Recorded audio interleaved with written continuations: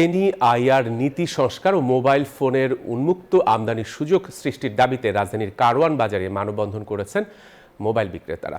এ সময় তারা বলেন, সরকারকে ভ্যাট দিয়ে ব্যবসা করতে চান, তবে ভ্যাট কমিয়ে বৈধভাবে তাদের ব্যবসা করার সুযোগ দিতে হবে।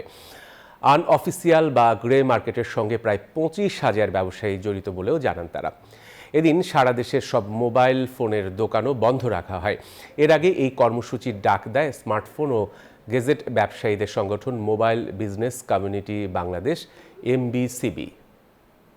গত মাসের 29 তারিখে বিটিআরসি কর্তৃক একটা প্রজ্ঞাপন জারি করেছে। 16 ডিসেম্বর থেকে প্যারালাল ইম্পোর্ট পিআই প্রোডাক্ট বলি সেটা বন্ধ হয়ে যাবে।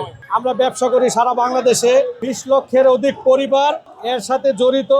আমরা যাকে খানেওয়ালা বলি, এই 20 লক্ষ পরিবার এখান থেকে খায়, এখান থেকে চলে। মূল দাবি হচ্ছে যে আমাদের ইম্পোর্টটা সহজ করে দেন। আমরা সরকারের কাছে একটাই দাবি যে আপনি ট্যাক্সটা কমায় দেন, আর বিটিআরসি যে প্রতিবন্ধকতা, এই প্রতিবন্ধকতা দূর করে দেন। আমরা ব্যবসায়ীরা ট্যাক্স দিয়ে লিগ্যাল ভাবে মাল এনে ব্যবসা করতে চাই।